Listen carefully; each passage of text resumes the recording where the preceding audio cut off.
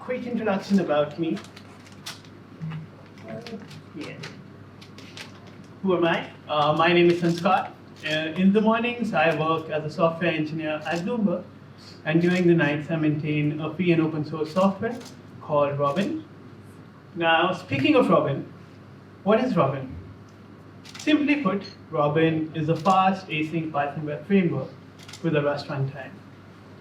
But before we dive any deeper, I'd like to tell you folks a story. The Robyn story. So once upon a time, in the vibrant month of April 2021, there was a diligent university student named Sanskar. He was in the final year of his university, and he was just drowning in final year projects. And like any other diligent university student, he spent all his time scrolling Reddit. And during that time, a famous company decided to include Rust into one of their famous projects. And since I was such a diligent student, I was working on something under it that was including Flask. But I had an annoyance that Flask didn't have very nice async support during that time. And through scrolling Reddit, the Reddit was filled with memes regarding rewriting everything in Rust because this company decided to adopt Rust in their programming language. So inspiration struck. And this is when I asked myself a question. You know what, Sanskar, what would be cool? Maybe if you could write Flask, but with an async support. You know what would be cooler? If it was written in Rust, by the way. And this is how Robyn was born. But coming to the most important question of the talk, why the name Robyn? Because Sanskar is a funny man. He thought to himself, if he takes care of an entity named Robyn, if he nurtures it and allows it to develop, that would automatically make him Batman. So if I'm not responding to you for some reason or I have a delay, I have a bat signal beside you and I have a model application to come to you. Now, since its inception, Robyn is hosted on GitHub, is housed under BSD 2.0 clause, is currently at 0.28.3 release, has more than 2,500 stars on GitHub, 750,000 installs on PyPI. Most importantly, it's under active development. And throughout the inception, Robyn has acquired some sponsors, and I'm really thankful for them. They allowed me to work more on Robyn and help me nurture. But most importantly, the contributors have grown a lot. Something that started as a single person project has now more than 40 contributors, and I think that's incredible. But I'm sure by this point, someone in the audience must have had this question. Why another web framework? We have abundance of web frameworks in the Python ecosystem. Why do we need another one? But before I answer this question, I'd like to tell you folks what's important for me in a web framework. Firstly, it's performance. Second is an ease of use. Then comes scalability, built-in features, extensibility. Then it's a term that I've coined myself called hacker friendliness or innovator friendliness. Then end-to-end application timeline, and most importantly, community. If we choose any random framework in the ecosystem right now, we see that if a framework is high performant, then the ease of use is not there. If there's scalability, then the built-in features are not there. Or if the built-in features are present, then it's too opinionated to be extensible. We've, for some reason, forgotten about hacker friendliness because, I don't know, we're just focusing too much on scalability these days. Community is pretty nice, thanks to you all. And I believe that the end-to-end application timeline is good, but can be improved. But for Robyn, I plan it. It's not there yet, but that's my target for the future. But thank you for the applause. So, Robyn, calling it a simple, fast-async Python web framework does not do it enough justice. For me, I'd like to call Robyn as a high-performant, community-driven, and an innovator-friendly web framework. Now, speaking of performance, I'll let the metrics do the talking. According to Tech Empowered, Robyn is one of the fastest Python web frameworks. It can serve over 1 million requests per minute. and we are only getting started. So if you go to Tech Empowered, you can see the state of Robyn at this point.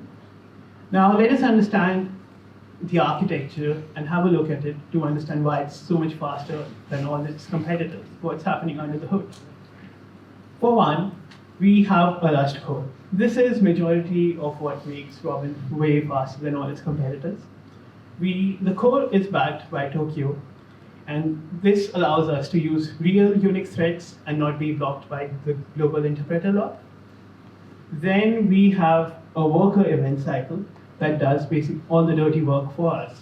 It routes the request to the router, initializes the multi-threaded router, and all the incoming requests are handled by the worker event cycle and then processed to this multi-threaded Rust runtime. And finally, when we type the command python3 app.py, the Python code is converted to the Rust object. And all the routes, which then hit the worker event cycle, are routed to the router, and depending on the type of the execution, be async code or synchronous code, it is dispatched to the queue, and the completed tasks are returned back to the event cycle, and this is how we get a response. Pretty cool, right? Now, imagine it being much faster. Robyn not only supports a multi-threaded runtime, it supports multi-processes runtime. This was my attempt to creating a sub-process interpreter before they were released. So we have a TCP socket that is shared across multi-processes, and not only can the Robyn app be scaled across your multiple threads, but also the multiple processors that are present in your computer. So how would you do that? You would simply specify the number of processes and the number of workers, and that's pretty much it. Now let's talk about the ease of use. I believe that if a framework or a tool is not easy to use, no one will really bother learning it, because as software engineers, we solve really hard problems. And if a framework or a tool is adding to it rather than subtracting from it, doesn't really make sense to invest a lot of time in it. So for that, let's have a look at the traditional Python app lifecycle.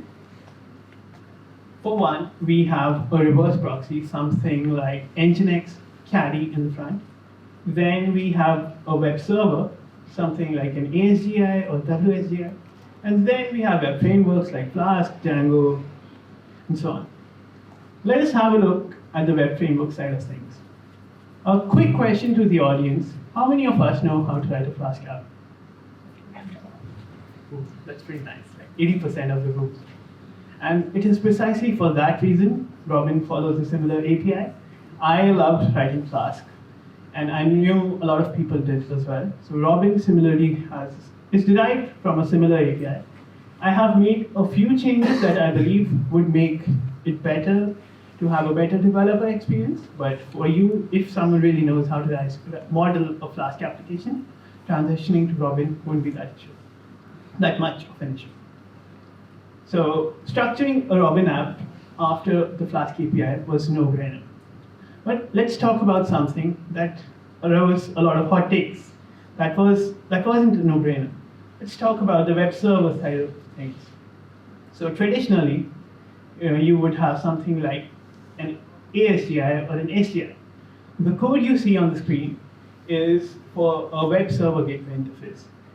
So traditionally, web server gateway interfaces were released so that the server developers do not have to worry about the routing side of things, and the framework developers do not have to worry about handling the routes.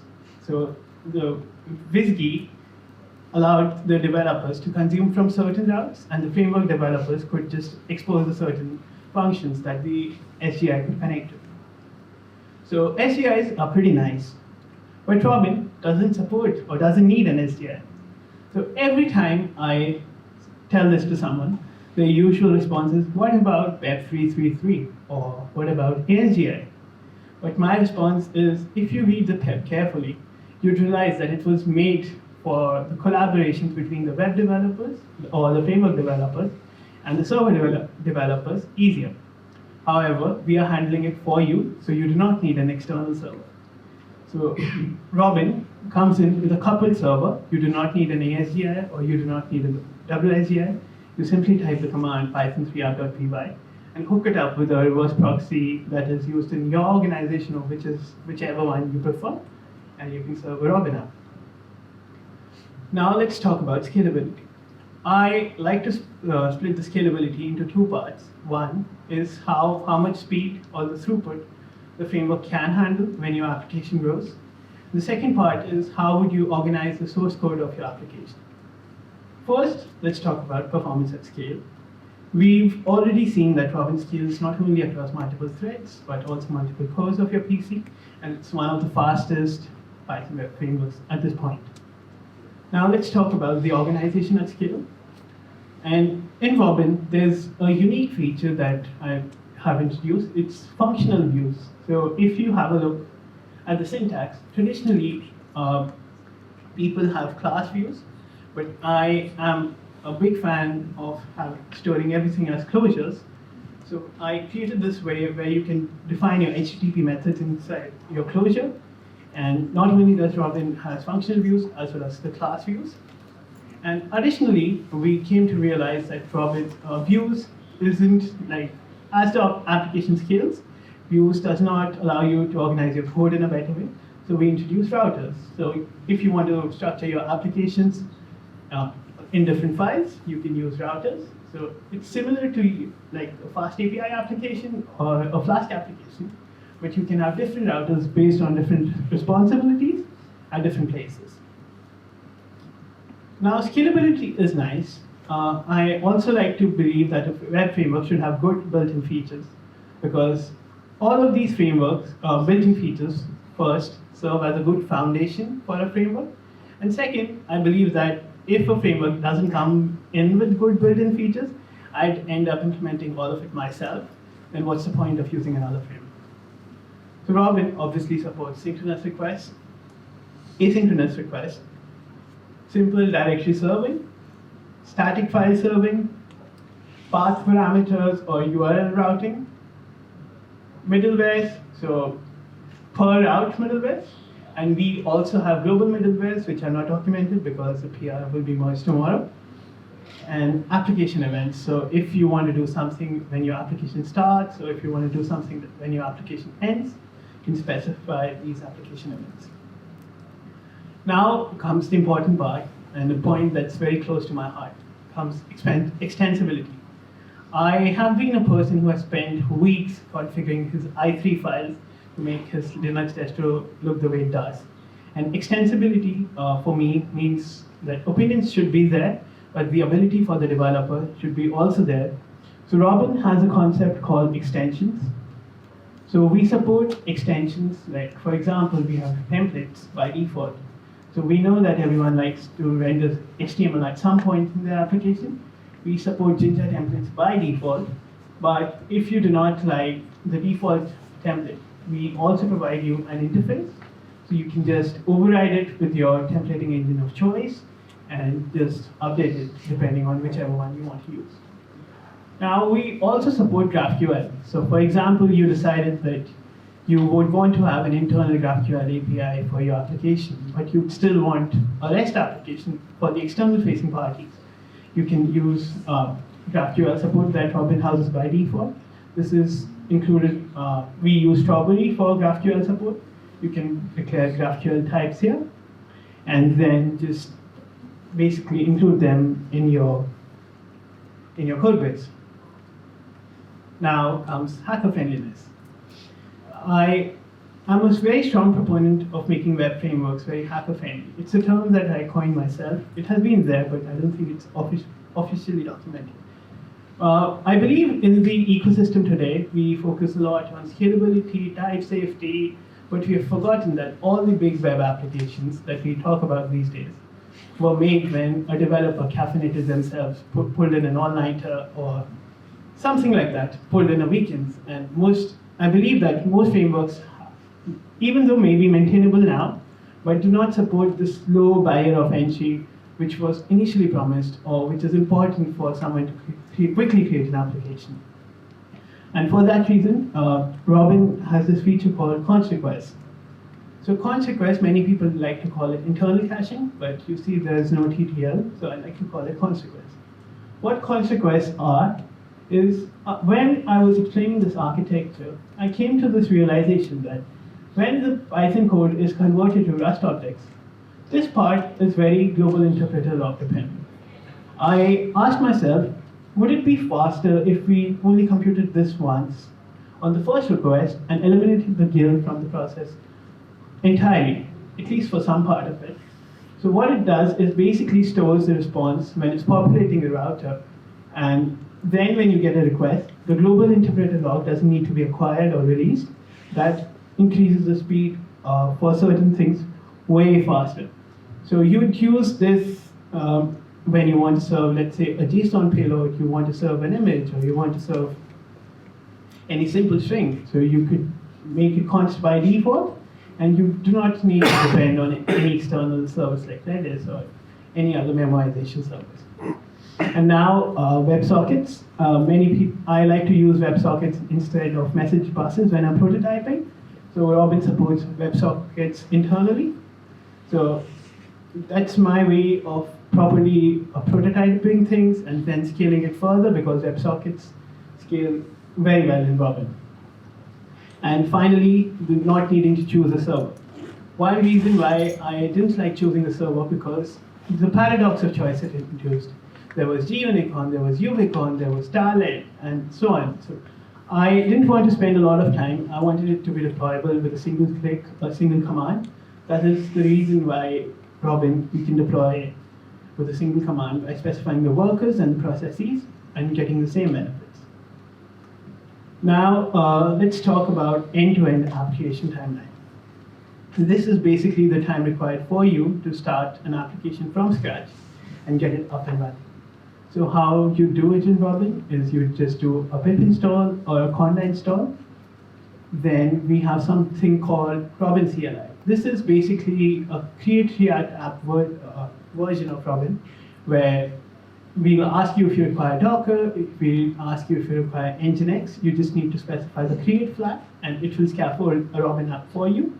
So you would have something like this. We'll have a basic route that you can type on, as well as all the boilerplate part that no one really wants to write, but is there because we need it. And finally, if you're in the mode, you can just open the docs from the CLI itself. If you specify the command docs, you will open it finally. And obviously, running it in production, specify the workers, the processes, it's all done fairly quickly. Now, let's talk about the community. And for this, I'd like to tell you another story, the Robyn community story. The community started, like almost all the other great things, by making a post on Reddit and creating a Jethi chat channel. Then we realized that the community liked a better interface, so we moved to Discord. But come November 2022, and things in my life got a bit overwhelming. I had a few personal events in my life that didn't allow me to focus on Robyn that much. I was still reviewing a lot of pull requests, but I wasn't writing a lot of code. And to my surprise, after this whole mess in my life went away, I came to realize that we still made progress. So I had a look at the community docs, and I saw that the community was growing at a steady state. Many features were recommended by the community. More than 60% of the releases had some sort of community involvement, and 4 out of the past 10 releases didn't require any involvement from my end. And for this reason, I believe that Robyn, being a single-person project, doesn't do it any justice. So from now, Robyn is not a Sanskar project. It's a community project. The community is called Robyn. So it will be hosted under an open source community so that I can give enough attribution to all the contributors involved. It's called Sparkles, and if you'd like to read more about it, you can check out the GitHub repo. And yeah, now let's talk about what's the plan ahead for Robyn. For Robyn, we want to make it way faster.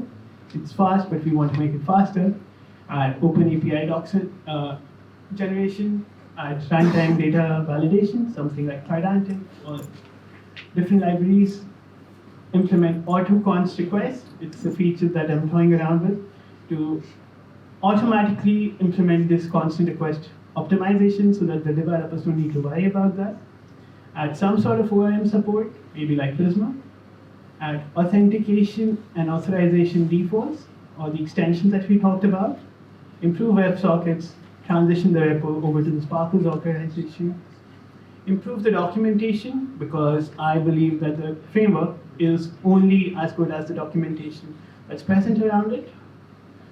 Invest some time in videos around the documentation, more text-based examples, and most importantly, add more support.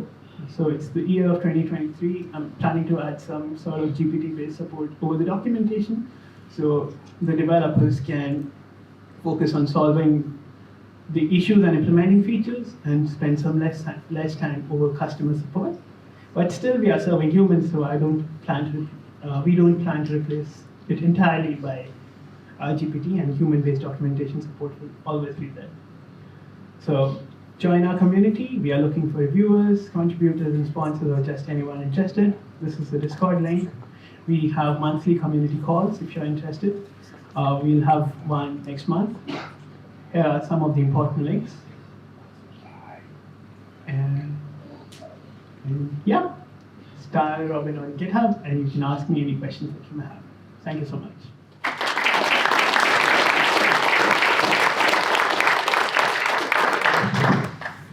So we have time for one question, if it's a long one, or two really short ones. So any questions about Robyn? Anyone?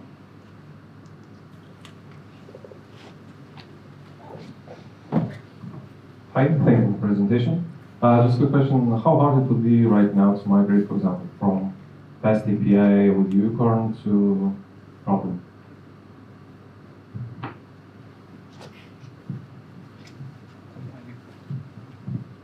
It should be fairly simple, because the API is almost with an asterisk one-to-one mapping. But yeah, you do not need to choose another server. You can just migrate it to a different code base and just deploy it like you would do without the Pycon side of things. That's